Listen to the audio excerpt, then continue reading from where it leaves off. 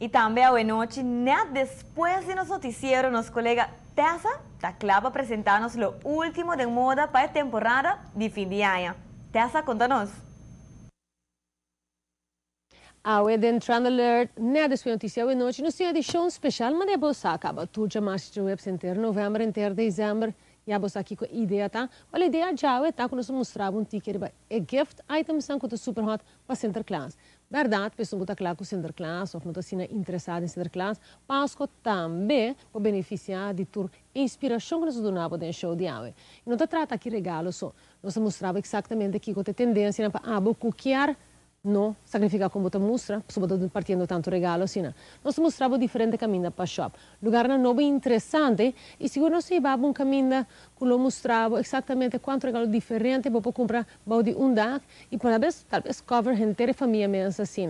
E pessoa que quer buscar um regalo que é verdade, um regalo que vai impactar, nós mostramos também a opção aqui. Pensei nós for Radio Shack. Para pegar na larga bicicleta tá é regalo de mais cliente para donir e receber e nós mostramos para Kiko, naturalmente, é ainda assim interessante e é chiquito, ter isso mais grande. Agora bom, é algo que você invertir em jeito, botar em hope back for DJ.